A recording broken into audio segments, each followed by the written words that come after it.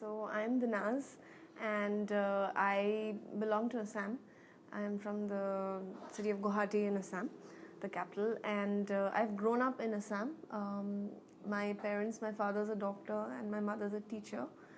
And I've lived in Assam until my undergrad, and after class 12, I moved to Pune, where I did my graduation from Symbiosis, and after that, I did an MBA, a PGDBA actually, from Symbiosis again. And after that, uh, yeah, so before my PGDBA, I kind of did my first job.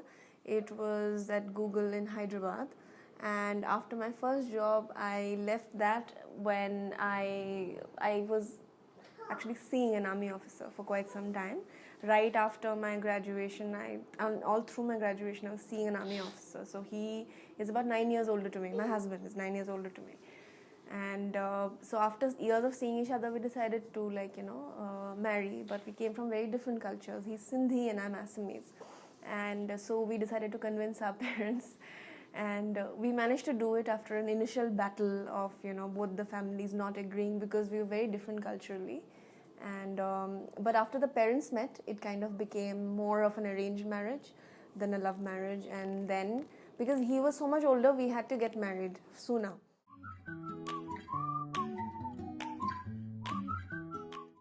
Even before that, talking about my love for travel, I think my father is a big history buff. So I have learned a lot about different places and different dynasties in India from him.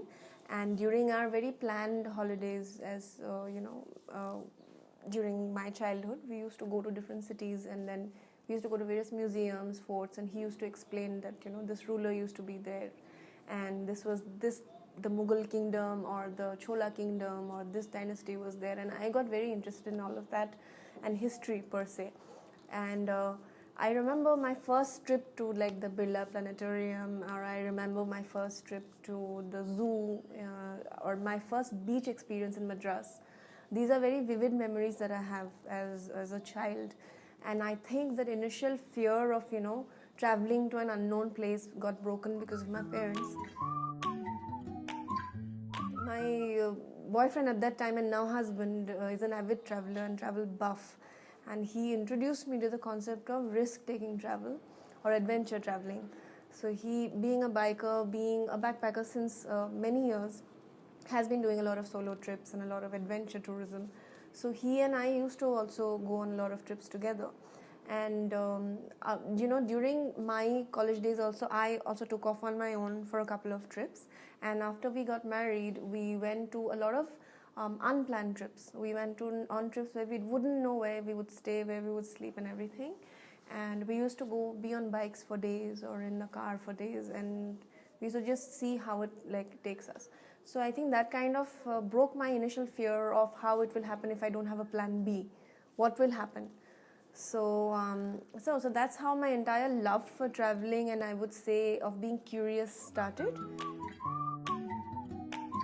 Then I started volunteering in a lot of organizations. I went to Auroville to volunteer there for their summer program, and it was just me trying to actually find a way to see if I can travel by myself, firstly, and secondly, if I can learn something or pick up something from the culture around me and meet people who are different from me. So this first experience led me to meeting a lot of people who were not like me, who came from different places of the globe and who were doing phenomenal work in their own lives at different ages and stages of their life. Like some were very young and some were very older. So they were doing different kinds of interesting concepts like sustainable farming, or someone was into architecture and they helping build the entire facade of Auroville, or someone was in a lot of like waste management. So these are things that I kind of picked up from people around me. So slowly my interest developed, not only that, of traveling alone, of being in places unfamiliar. So I did it more and more. I started traveling more and more by myself. And along with my husband also, we went to a lot of, apart from his army postings, we went to a lot of other places like CHN or Ladakh. Then we came all the way down to Kerala and Pondicherry, and I had different kinds of experiences in these kind of places. So along with being an army wife, I took in a lot of travel experiences from my husband as well. We went for our first international like backpacking trip to Singapore, Malaysia. That was my first foreign trip ever. Like I had never been abroad before that. Of course Nepal, but then like you don't really say that that's an international trip. But yeah, I went to Singapore, Malaysia. But that again was my first very touristy kind of experience, and I was like, I want to do this, I want to buy this, I want to be like. And then I realized that no, travel is not only about ticking off places from the bucket list, and it's about seeing and staying in one place probably and taking it slow and experiencing the culture and the vibe of the place and learning from locals and trying to amalgamate yourself rather than sticking out in that place. So that's how I started developing my own interest and I would say culture, like travel culture myself. My husband is somebody who likes to see a lot of places. Like he does the extreme adventure tourism, and then he'll see everything possible. But for me, it's kind of the opposite, because I like to take it slow, and I like to go on, like I will spend an entire day just trying food in different places.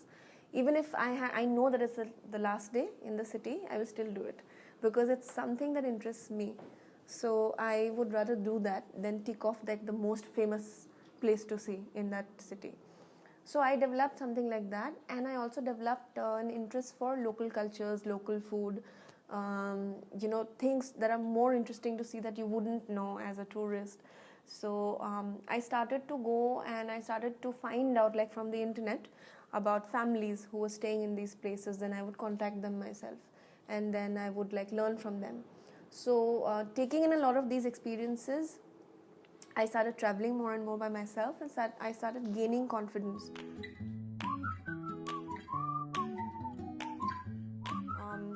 I still remember my first experience of getting lost. I think it was my first international trip with him. It was in Malaysia somewhere, and I got stuck on the local train, like the metro. And at that time, like all this was very new to me, like the entire system of metropolitan city, and getting used to it. And then somehow we got lost. My husband was in another station and I was in another station, and I couldn't see what was happening, and I didn't have the map or the next station's name also. I was that like naive. So I didn't know what was happening, and then the doors just closed and the train left, and I didn't know what to do. And that's when I asked help for the first time, and I asked someone besides my husband, and then I got to know that okay, fine, this is the way to get off. And then it's so easy because it's just the trains would keep revolving and coming back. So of course I met my husband again on the trip, but that first initial experience of shock of not knowing what to do and what if you get separated was my first initiation, I would say, into handling things by myself. And then I loved it so much that I started not taking him along for my next trips, and not knowing what to do. That's something that gives me a lot of pleasure. That adrenaline rush of what will happen if I get lost, that kind of thing. So that's what happened. I was a volunteer. Yeah. I stayed there for 2 weeks. And it was there's a station over there, radio station called Orville Radio, and I volunteered there with them because the radio owner, they needed some help with the social media analytics, and because of my experience with Google, they contacted me, and then they said that we need some help. Also they made me do some radio interviews and some audio shoots and everything for them. And so that's it. So I was living with the community, and I was living in one of their youth hostels that they had for their volunteers. and it was a fantastic experience. Very, very nice experience. I think like my entire childhood, I have parents who very caring. They still are, and they want a call from me every day. I have a brother who's always been a helicopter parent, so he's an older brother. So you can imagine how older brothers are with their sisters. So he's held my hand since like I was a little child, and he never used to leave me alone. And my parents also some found got a lot of relief though, ये तो होने वाला है इसके साथ and हमेशा and everything. So this, and my brother was already studying in Pune when I came to Pune. So they were relieved that at least the brother is there in the same city. But we found our own spaces there. Like he had his own group and I had my own group, and of course I met my future husband there. So they couldn't do much about protecting me. I think so. So anyway, so they've always been like people who know they have a plan B in mind. My father was in a central government job, and all their lives, although we have taken trips, a lot of family trips and everything, they've always been a very structured and a very like family oriented thing. Like I wouldn't imagine my mother backpacking anywhere, or going off and then not coming back, or like taking a solo trip by herself and come. Although like she's had a great childhood as a child, and she was very exposed to good music and food and everything, but they were always told to be home by a certain time, and they were always sheltered and protected. So I was the same.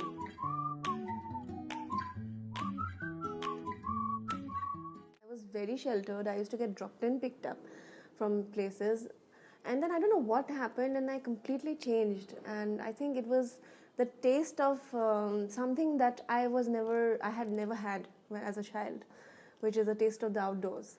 And when I got it, I refused to give up.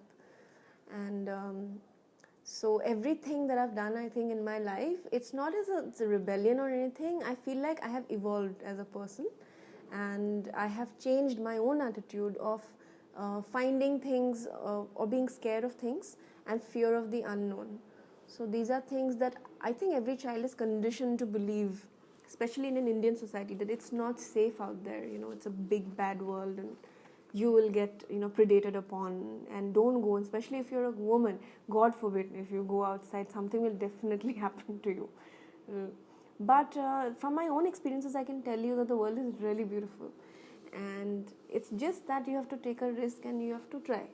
I was also initially scared of how I will be able to cope up when I go out, and what will happen, because if I go to a foreign country and I don't even have a local number to call, how will I end up being safe, or who will I tell at that point? My parents won't be there, and they'll be like, we told you about it and everything. So I didn't want that to happen. But as and when I started going more and more, I think the fear in me started diminishing, and my confidence in myself and my ability to handle myself grew.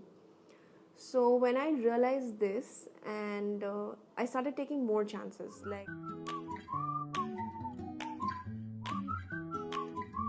I pursued my master's after I was married, and this was also a conscious decision because I had done a PGDBA. It was not a proper master's as such, and I wanted to study media from a long time.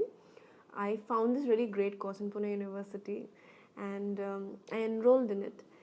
And I remember that my husband was a lieutenant colonel at that time. We were serving in Bhatinda, and I gave him my results and I said, see, I'm going, and this is so and so, and I want to do a master's. And he's been supportive always, but obviously everybody has questions. So his parents also had questions, and they were like, oh, she's going to go away and she's going to do, what do you mean a full-time master's? Like she can't do it distance. And I said, no, I really want to study after this, and I see myself as I see me pursuing a career in media studies, and I want to study further. So yeah, we managed to convince them, and then I moved to Pune and I stayed in a small room in a little hostel in Pune, and it was a huge change from my earlier sheltered army life again. So every time that I have these these very comfortable situations in my life, I start like going away from that situation. I don't know why. It's something that's very inherent in me that I find, oh my god, this is too comfortable for me, I won't be able to take this. So it was a very, very good life, the army life, and I've learned a lot from it. But obviously it was a part of me. It was not me completely. So I said that, I'll pursue it. And then I moved. And then I stayed like a student there. I was the oldest student in my class.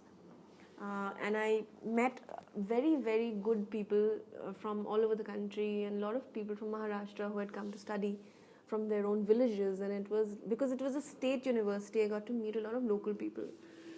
I studied fantastic subjects: media research, video production, and for the first time I got initiated into film study and film appreciation, cinema courses and everything. So I was like having a ball.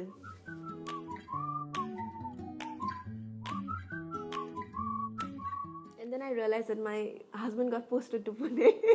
So he informed me, he said, you know what, I'm coming to Pune, and I've asked for a posting and everything. And my first reaction should have been, wow. but I said, what? Instead of wow.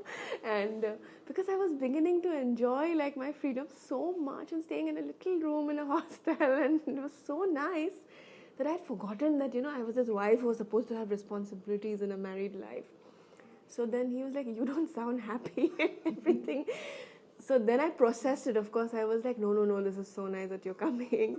And then I told all my friends that, he's coming and everything. So then we moved again to an army camp in Pune, in College of Military Engineering. We stayed there for the next 2 years, and during my second semester of like us being posted here and me going to class every day, I realized that one day, just before I was like due to go to class, I took a pregnancy test and it turned out positive. So I was just like, before that I was not even prepared to be a mom. I think we didn't even discuss like being parents or anything. And it had been 7 years since we were married. And everybody obviously like used to ask, like, are you planning a baby, or is it happening? And my in-laws and my parents as well. But we never really consciously discussed. And it was a course I was doing. I was not planning to get pregnant in between my masters. So, and I had planned to go on a family trip to Gangtok and Darjeeling before that, which was a hilly area. So all my tickets were booked, and I was due to leave in a few days, and my classes were just finishing for the term. And then I get this positive medical report, And then I went to my husband with the test, and then I was like, look, I'm pregnant and everything. Yeah, so he was overjoyed and everything. So he was like, yeah, that's great, And I was like, oh, what am I going to do? I'm studying. I can't quit right now, I'm pregnant and everything. And my first thing was like, I want to go for the trip. I planned this and everything. So he said, no, there's no way I would. He said, I think that you can go. You can go, but I'll talk to your family first.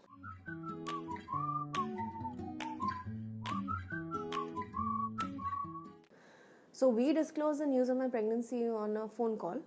And because we weren't even thinking seriously of pregnancy, my in-laws and my parents both thought it was a joke when we called them. We called them, and then I was like, oh, by the way, I have to give you some news. I'm pregnant. And they were like, why? What are you doing? Don't joke like this, Dinaz. And it's too funny. We are done with your jokes now. Because we used to joke about it a lot, okay? Because we used to have a dog. We used to call him our baby. So we never even thought of getting pregnant. Once I did, they really could not believe it. And we had to call them again and again, to convince them that I was actually pregnant. And then my mom immediately, she was like, no, so then cancel your trip. You're not coming. I said, no way, I'm coming. So they didn't let me go for that trip. That trip was cancelled. And I remember then, the first day that I got to know I was pregnant, my husband was obviously like, we'll go to the military hospital, we'll get a blood test done to confirm and everything. So we went, and then after my blood test, I took the report, and I was obviously positive. And the doctor told me that you've been 4 or 5 weeks or something.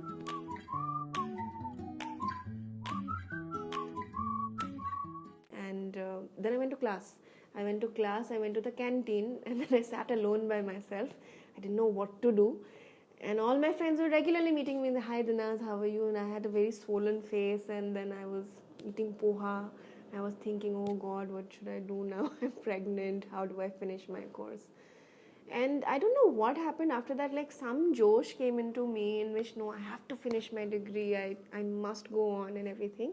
And I did not tell my department, I did not tell my head of department, my professors, that I was pregnant initially, because I was scared of, like, I did not know what would happen, if I would be able to carry the baby, or how parents say that, okay, keep it to yourself the first couple of months. So I guess I was too, like, a little conscious about if I would be able to, because I had always been such a, like, I had such an active lifestyle that I used to be outdoors all the time or be on bikes and stuff. So I thought that I hope I'm able to carry the pregnancy well.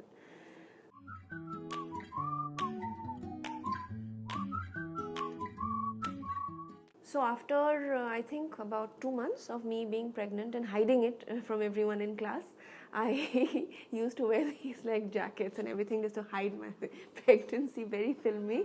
But before the semester ended, I went on the day of my final exam, the day of my semester exams. I went to Madhavi ma'am, my HOD, and I told her, "Ma'am, I'm going to drop a bomb on you." And don't. So she thought that it's something very crazy, She's like, "What is it, Dinan?" I said, "Ma'am, I'm pregnant." And then she said, "Wow, that's really nice." And I was like, "What? Why is she reacting like this? She should scold me." So, but it was all in my head. Like I'm saying, the fears were in my head.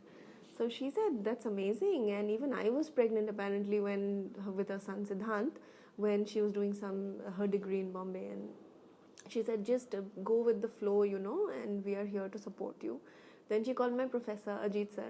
And Ajit sir came, and then he was like, "What is it?" And he thought I was going to complain against him. So sir said, "Why are you calling me?" And ma'am was like, "You know what, she's pregnant." And he was like, "Wow, so nice. And it's good that you're pregnant in the third semester. If you were pregnant in the second semester, I would have scolded you a little, because you wouldn't have come to class and I would have needed your attendance and everything."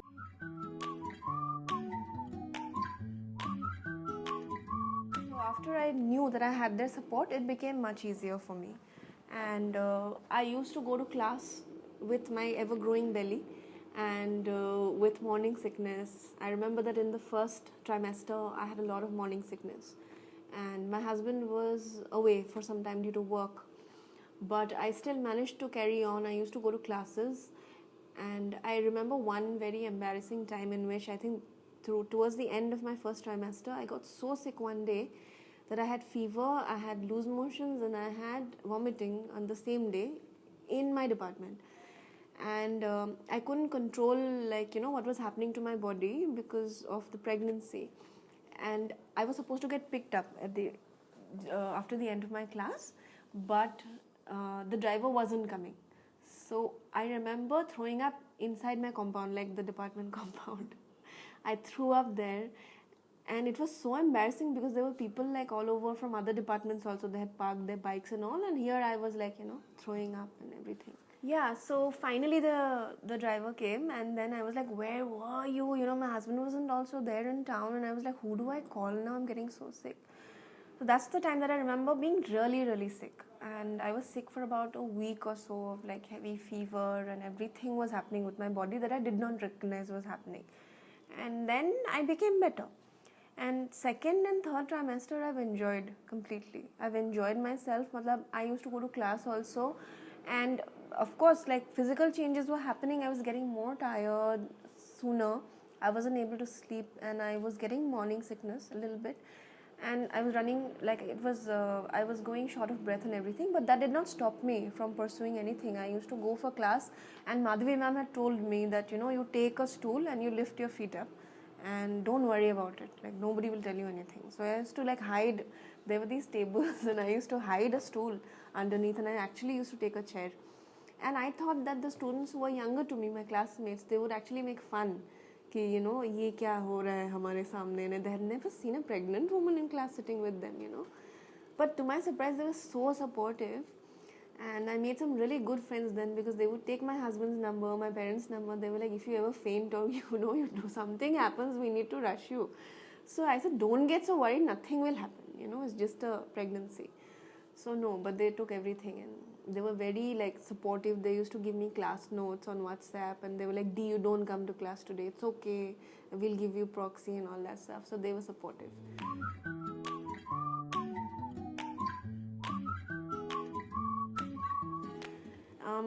and then second and I think third trimester, by the beginning of third trimester, I had gone home for a month, and then I went to my in-laws' place in Jaipur, where I attended a relative's wedding.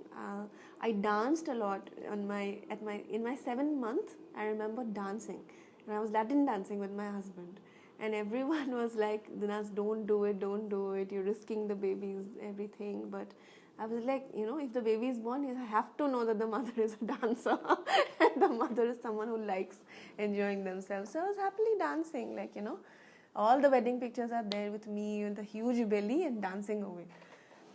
So right until the last couple of days of me delivering the baby, I was super active. I was going to college. I remember my final exams were there and my thesis presentation was going on. And there was a huge, the national seminar happens, the national conference happens. So that happened. So I presented a research paper there.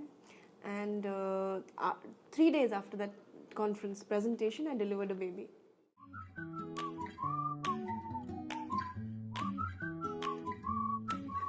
And I started getting like labor pains in my house itself at night.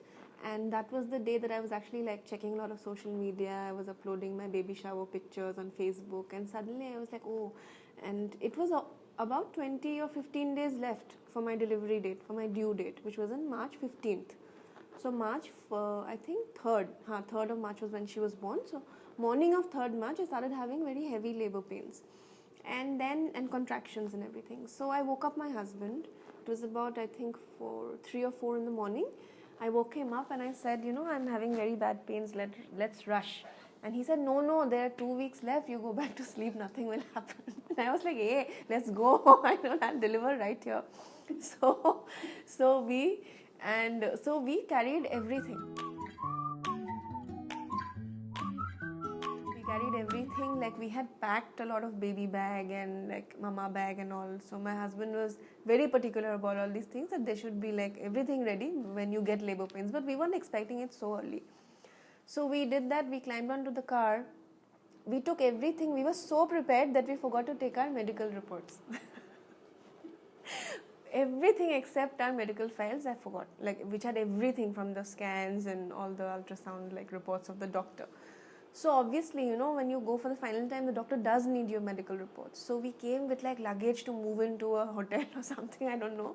We were walking and I was in pain and my husband was carrying the bags and the nurse was like, हाँ medical file कहाँ है? I said, अरे medical file ही भूल गए, कपड़े लेके आए, सब कुछ लेके आए, makeup भी लेके आए. But medical reports भूल गए. And it was the quickest delivery in the history. I think I delivered in, I call it 127 minutes. Like from the time that I started having labor pains, very high labor pains, and went into the hospital, and till the time she actually popped out, it was 127 minutes exactly. So that is the time that it took. And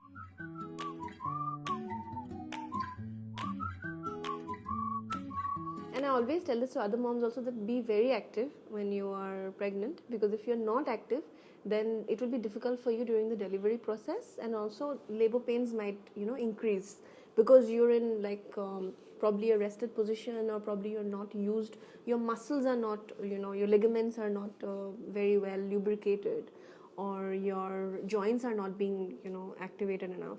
So I always tell them that maintain some kind of a routine in which you are active. Even if you're not as active as probably like going out every day, try to maintain that walking schedule of some kind of like activity that will help lubricate your joints, because it's really helpful during the delivery.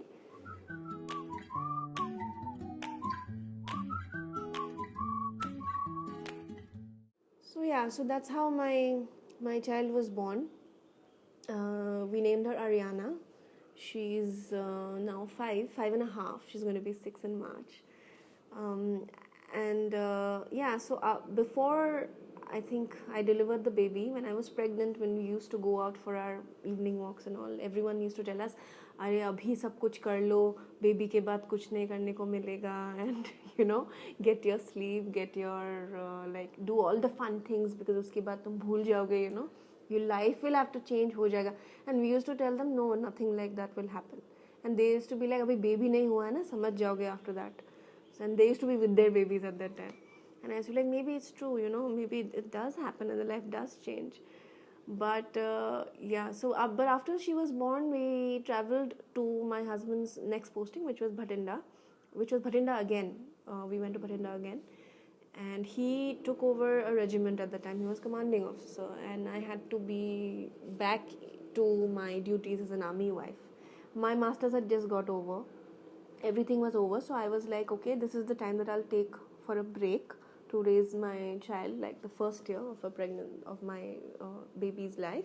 So I went to Bhatinda, but right after, I had to obviously be very involved as an army wife, and when you're commanding a regiment, you have to be responsible for the wives and the children of the army Jawans.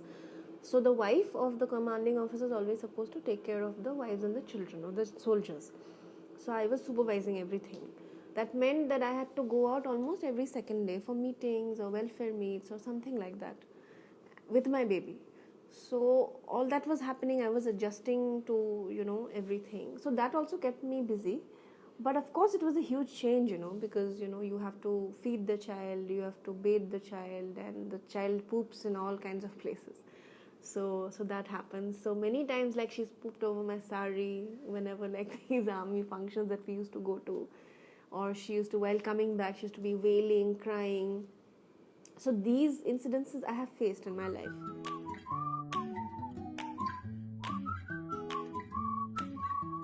But that never made me complain too much about not wanting to do anything or giving up on, my life. And I was so itching to travel even after that the first chance we got at 7 months, when she was 7 months, was when my husband was going on a bike trip across Bhutan, and he was already booked with his bike, like, buddies and everything. And I said, what about us, aren't we going? And he was like, how can you go, the baby is 7 months, let me go and come back, I'll take you for a family trip. I said, no, I'm going, do what you want, I'm going. And he was like, only if you can convince someone else to come with you, then we can think about going to Bhutan, because it's a mountainous country. So I convinced my best friend, Shruti. I convinced her, I was like, you guys haven't been there, come with me, we'll take a car and we'll go. So we took a car, my husband and his other buddies were on the bike, and they were ahead and we were following them in the car. So that's how we went to Bhutan, and they did a complete stretch, and me and my friend, we did different stretches. So they took off on their own trip, and we took off on our own trip in Bhutan.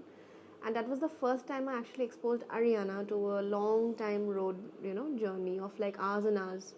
And surprisingly, she took it well. She didn't have mountain sickness or motion sickness as such, and she hardly threw up or anything like that. In fact, motion used to make her feel sleepy, so she used to sleep off during those trips. And that was my first time of when I actually realized that, oh God, I can now travel also with my child, and that I don't have to give up on what I love. So that kind of inspired me to take on more trips with her.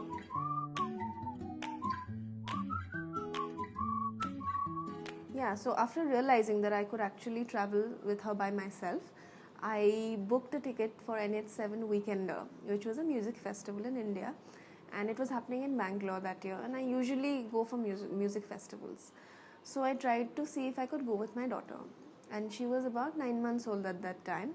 I told my friends in Bangalore that, I'm coming and I've booked a music festival, and they were very excited. So I said, I'm coming with my child and baby. So they said, will they be allowed?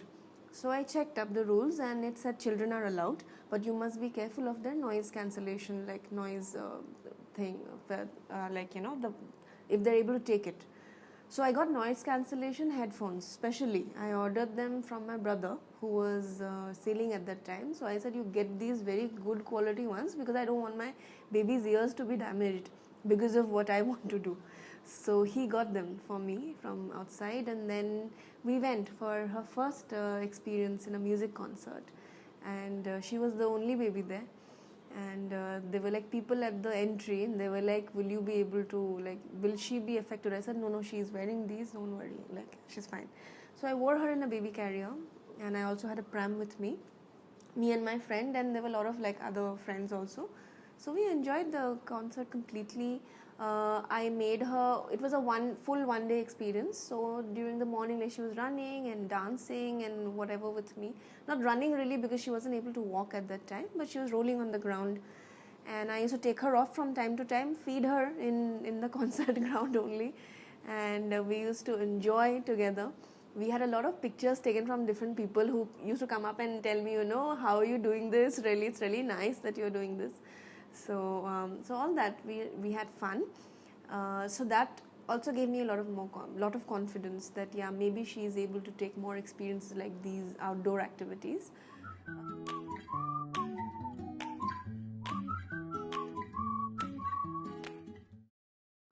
So the following year, it was 2015 when I had taken her to Bangalore. So 2016, my husband, me and I planned a trip to Europe with her. And this was supposed to be a completely backpacking trip.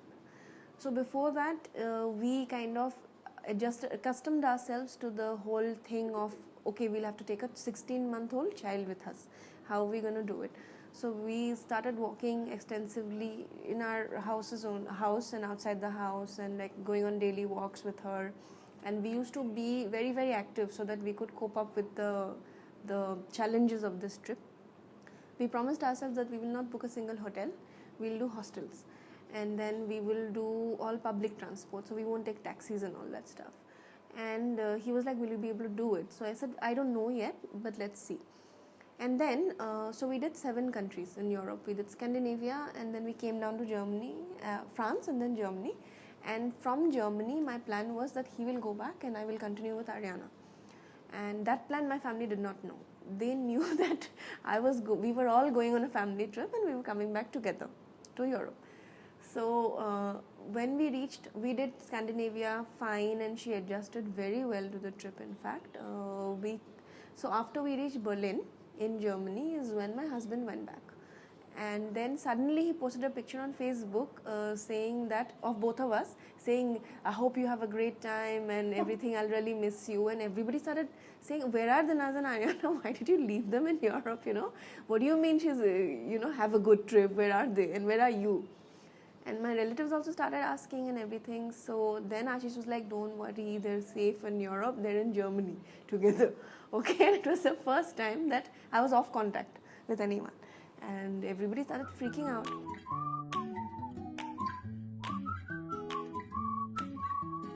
And then I was also freaking out initially, obviously. It was the first time, and I was in a hostel. And the time that he left me, he took the flight and I took the train to Hamburg with her.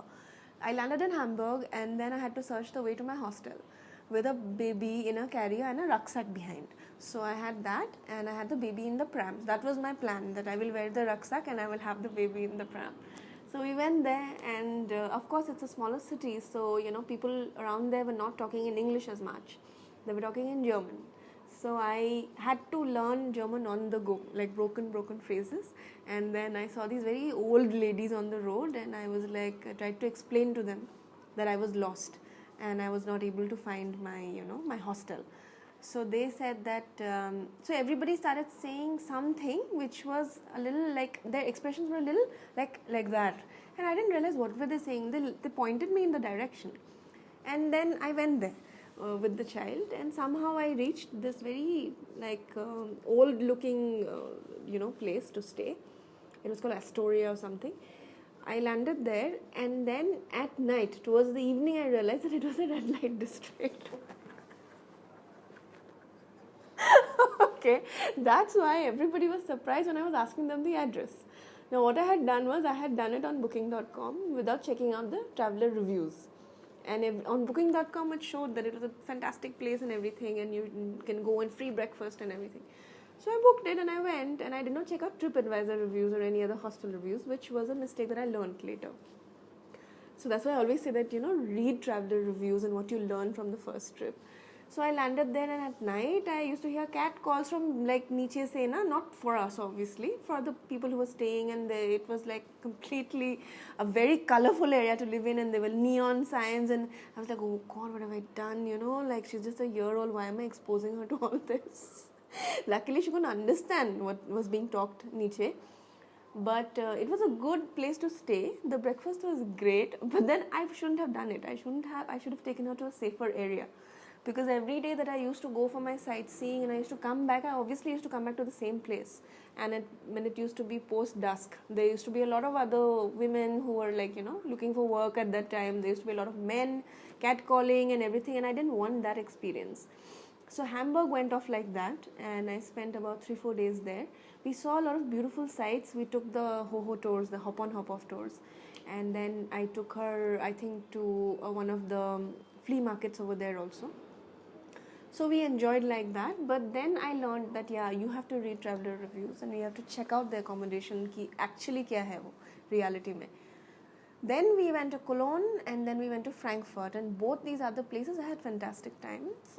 We stayed in beautiful hostels by this community called Hosteling International, and it was built on, I think, a heritage building and overlooking the train station and the Cologne Cathedral, which is like one of the most beautiful things in the world to see. So she and I went there, and we went on again a sightseeing trip. I took her, walked with her extensively, took only public transport, like took buses, trams, I think, subways, these kind of things. I got lost also from time to time, but then I figured ways to get back. And when we used to get back, the hostel staff used to help us, like hold the baby for some time when I cooked dinner for her. And that's what I told people also, that instead of a hotel, like try out a hostel with a community kitchen, or try out a B&B experience, a bed and breakfast, where you get your own kitchen, because it's much easier to, cater to meals when you're traveling with a child. So I came back from that trip from Frankfurt to India. And then my family finally, like, they were relieved. They were like, "Tum log aa gaye safely." And I was like, "Don't worry, we're in one piece. We've come back in one piece."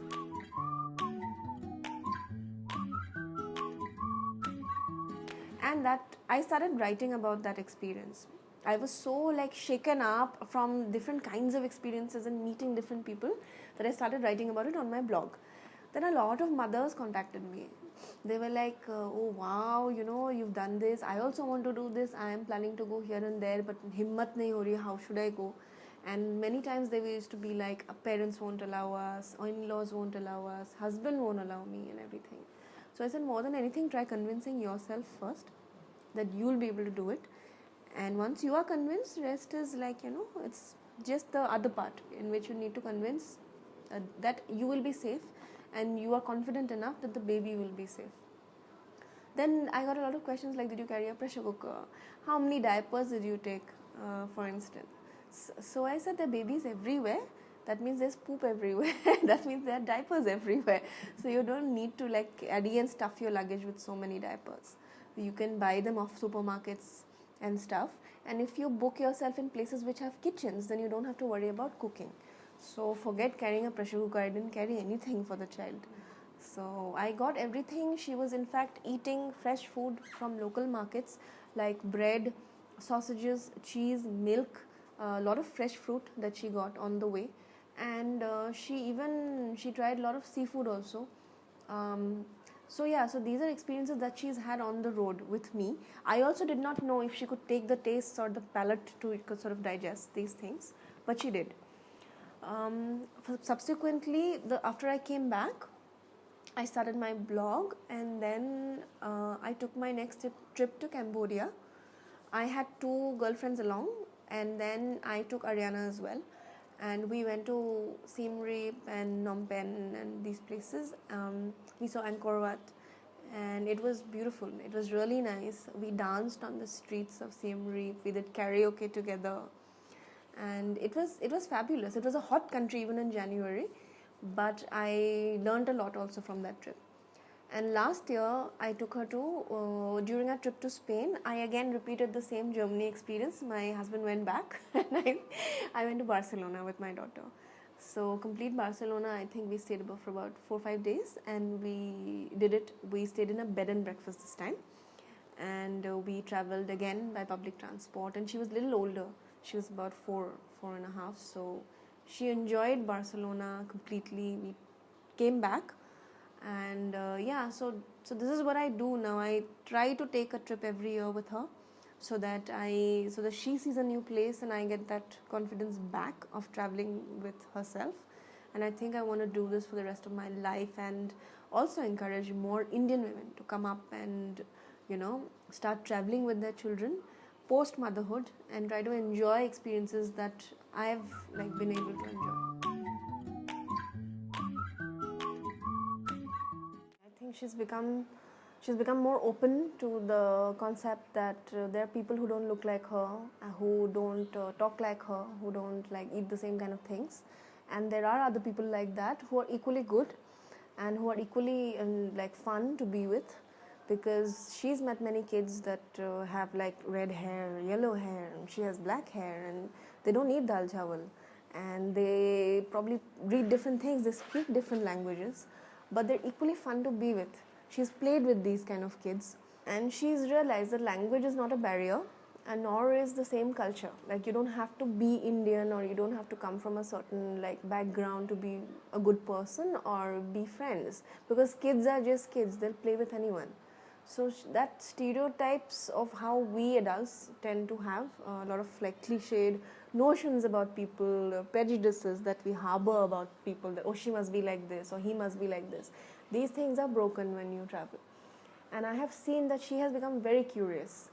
She doesn't remember many things because she was a baby during her first trips, but now that we have started traveling more after she's grown up a little bit, like her last trip to Spain or our Nagaland trip even, she remembers and she asks questions like, why are we doing this, why are we taking the train? And sometimes we tell her exactly which part of the globe we are going, and then she'll take a part in planning and packing for the trip.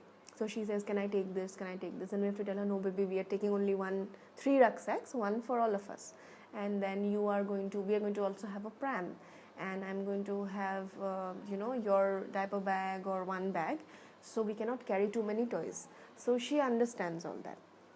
I think she's become like a global citizen now, and she wants to learn. Like the other day I saw her, she was asking Alexa how teach me Spanish. So she was learning on her own, and I didn't tell her anything.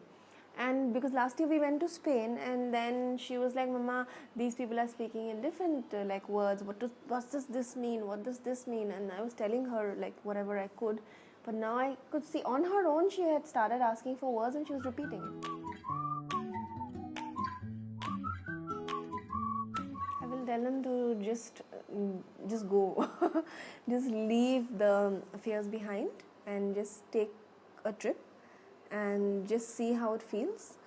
And it doesn't have to be perfect. You don't have to have a superly successful trip to start traveling again. You might have blunders like my first experience that I told you about, and you will make many mistakes, but it's a part of discovering who you are and discovering your baby as well. Because when you're in a very protected environment around the child, there are 101 people telling you, this is good for your baby, that is good for your baby, or you should do this. But when you're alone with your child, you yourself will know how to handle situations. If she gets very sick or he gets very sick, you will not have anybody around. Or if they are hungry or sleepy or crying for some reason, and when they are not able to talk, you won't hear 1,000 things the mother or the sister or somebody won't keep telling you, "Arey usko bhook lagi hogi, arey isko neend aa rahi hogi." You will know how to handle that child. And if you manage to handle that, still have a good time, and still manage to see some places and come back, then you will have had a fantastic trip, I would say. So I think that kind of experience for the mother is very important, because it makes the mother and the child bond very well and understand what are the child's cues. So the next time when the child cries, you will know कि going bahar jane se pehle I have to feed the child, or I must come back at a certain time, or I must carry that with me, and not like मैं जाऊंगी नहीं because I know that the child will trouble me. If you have the cue, you will carry that thing with you. So this understanding will only happen if you're alone with the child, not with anyone else.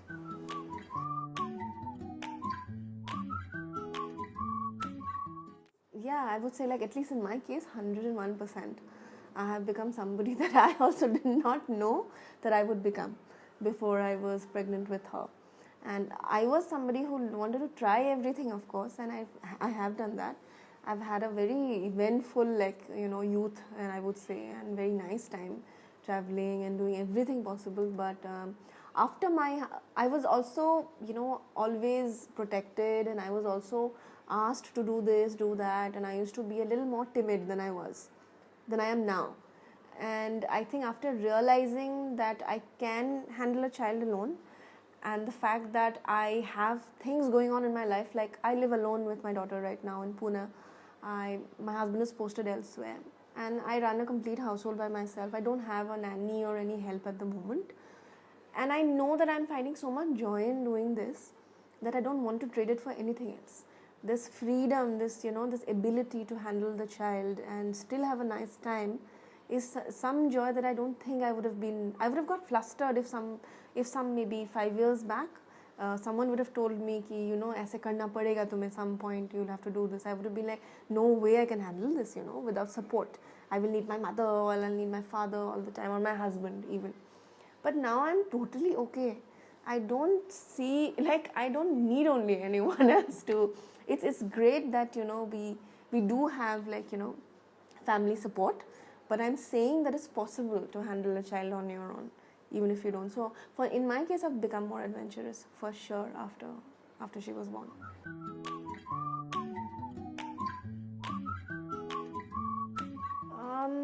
Well, absolutely. You can handle both. You can handle a career and a child together.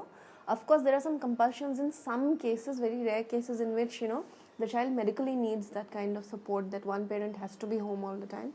Then yes, then it is logical and it's understood that the child will need 24/7 care.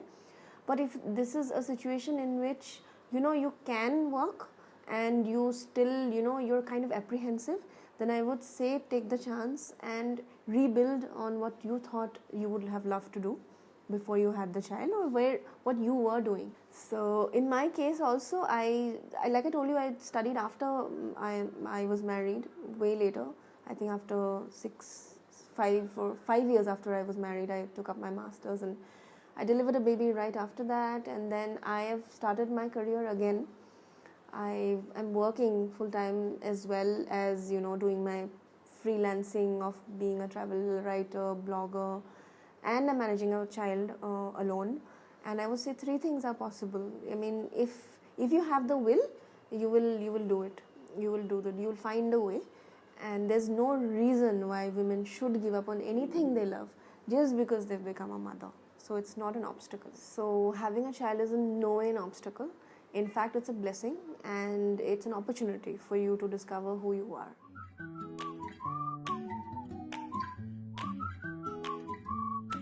Yeah, it's important, I think, to have support from your husband. In my case, I'm very lucky because he's always been a very supportive person, and whenever he's had any doubts or concerns, I've always spoken to him about it, and we've had a open conversation about why I need to do what I do. It's not like rebellion, like I'll do, or no matter what anyone says, I'll go my own way. It shouldn't be like that, because you should not forget that the child is a product of both parents, and it depends on both parents and the will of the father and the mother as well. So if you're planning to go anywhere with the child, even if the father takes them, they generally consult with the mother, right? So the same thing should happen when the mother is planning to take the child anywhere.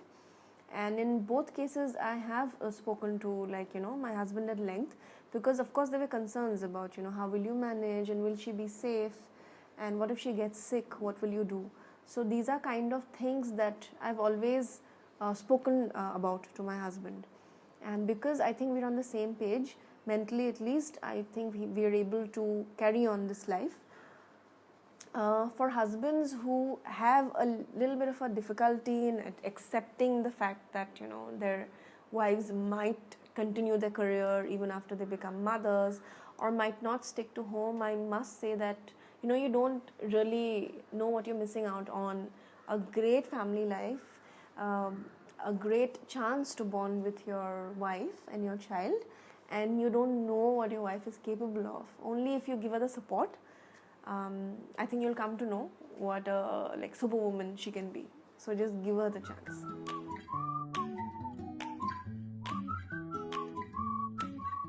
Yeah, well, in Europe, a lot of people do it. They do backpack with their children.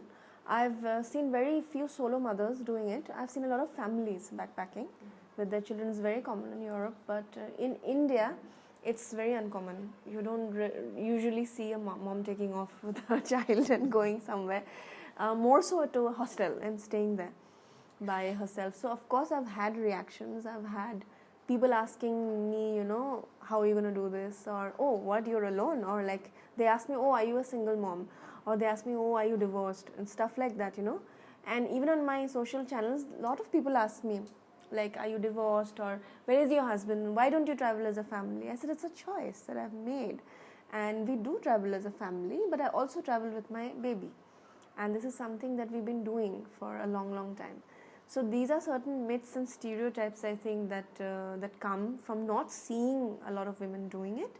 But now I think some women have started taking smaller trips. Some women get back to me from their trips and they tell me, oh, you know, your tips helped me. I went here and there and I trekked with my baby today. Here are the photos. And these are the simple pleasures that I get of encouraging other moms to do the same things with their children. So similar experiences, I think, of staying in hostels, meeting people. Many times I meet youngsters, a lot of youngsters who are like hosteling, and then they see the baby with me, and then they're like, you know, from where have you come? And I say India, and they were like, whoa, you know, like we know India to be a very like culturally diverse and a very orthodox kind of a place, and here you are with your child, and you're alone, like. So then I explained to them that, you know, it's something that like a lot of Indian women are experimenting with right now. There are a lot of female solo travelers as well. And I may be one of the few moms who are alone backpacking with their children from India. But I think you'll see, like, in the next couple of years, there'll be so many. There'll be so many, I'm telling you, because with the internet being available to everyone and with the ease of travel, and experiences like reading up on research and blogs from other moms, you do get a lot of inspiration.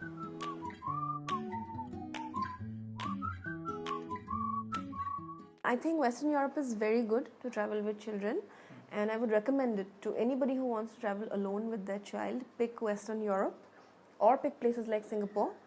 And or you know, even states like Rajasthan in India are very, very like it's accustomed to hosting tourists, and if you're alone also with a child, it would be very safe for you. In Western Europe, why I say is because everything is so well laid out. Public transport comes on time, and there are fixed bus stations everywhere that the bus will take off on time. It's not like you'll have to stand with your baby for hours like how you do in some places here. And there are signages in English. You will understand everything. There's a supermarket everywhere. Even in the smallest town, you will find a supermarket which has fresh milk and fresh fruits. So even if your baby, you know, you don't have any food now, you can give them milk and fruits and make them sleep. So that is there. Plus, so Western Europe is something, and then you can take the pram everywhere. It's so friendly to walk around that there are pavements, pedestrian walkways that you will not find in India in all the places. Which is why I say it's a little bit difficult to backpack with a child in India. I've not done it as much, and I want to start now. But outside, I've not really had any bad experience. We've even been to New Zealand last year, and we had a great time because it was so friendly, and it was adept to, like, I don't know, welcoming, I think, solo moms and babies, and the people are just generally very warm. Yeah, a lot of them, like people that I met at the hostels, they were very good. There was this one girl called Hawa in Germany in my first trip with my baby, when I didn't realize that I had booked a room that was on the 3rd floor. It was a dorm for me and Ariana, and I had a rucksack with me and a child, and she saw it, and she was like, I'll help you hold the baby till the time you shift the luggage. So I used to walk, because there was no lift also over there, so I used to walk up and down, keep my luggage, and then come down. So she was holding my baby till then, I still remember. And it was my first time, obviously, so I didn't know that they would be so good. And she was really good. She came and she used to sit with us during breakfast in the morning. She used to play with Ariana, and she got very fond of us during the trip. So we took a lot of photos together and everything. And I still remember that she she used to work at this hostel, and then she used to come and sit. And then she made the entire staff also sit and dine with us one day during breakfast. So that was one of the good characters. There was another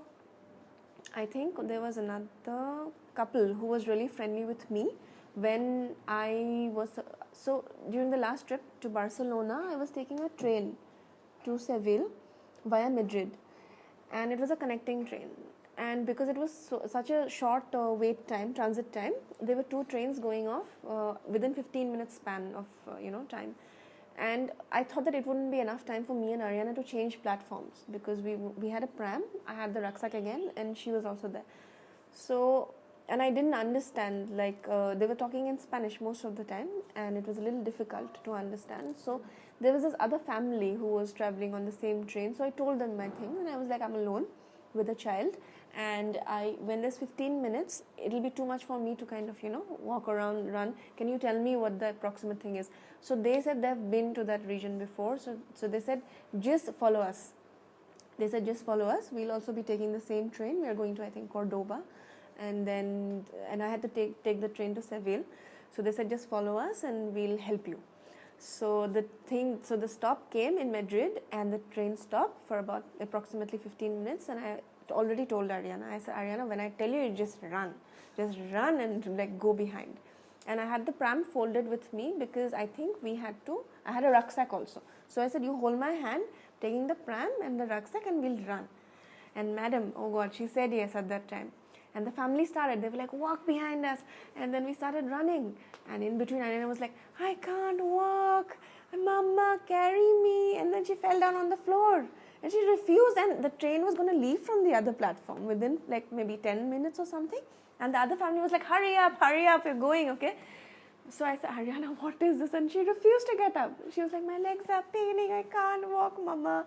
So then I'm again opening the pram, I'm making her sit down, and then she sat down, and then I wheeled the pram like nobody's business, okay? I didn't care who was there. I was like, wee.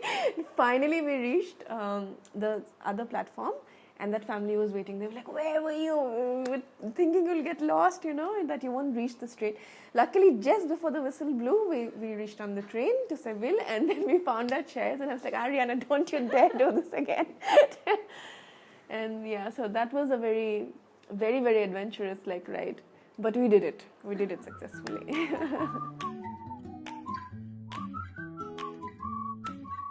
So I want to take her to Central Asia. I've been planning Central Asia for some time, and I've been hearing very good reports of Kazakhstan and Uzbekistan and all these countries. And I really want to do these countries with her, because they're very beautiful, and I've heard the people are very warm. And they treat Indians well, for a change. So I want to go there with her. Also, I want to support a lot of local businesses at this time in India, because they've suffered a lot.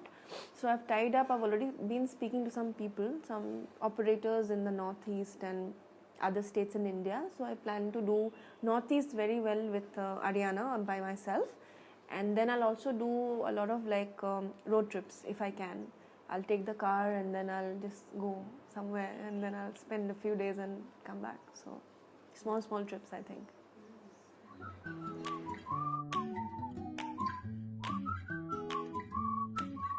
Naz didn't know what she would experience 6 years hence. She's become more confident, she's become more aware of things, and also to trust the world a little bit more. I think Naz was a little apprehensive about certain people and certain things in life, but now she's become more accepting of different kinds of people, and also of herself, because she was always, I think growing up, I was like all, I think teenagers do, I was a little underconfident, and I was a little soft-spoken. I still am soft-spoken, but I was even more soft-spoken. So you can imagine, I used to get run down and not bullied exactly, but then I used to have issues with myself, where I used to think that I'm not that confident and everything. But traveling has helped me overcome all those fears and given me a sense of confidence that, okay, this is who I am, and I don't need to change for anyone, and I'm learning new things, and I don't know everything. So these are things that I've sort of picked up all these years? It's a very hard question. I cannot predict. That's the most amazing thing. Like, I cannot tell you where I will be, what I will be doing, and what environment will be in. I definitely know that my daughter will be 10 by then, in 5 years, but I don't know what situation will be by then. But I hope it's positive, and I hope it's something that continues to make me grow.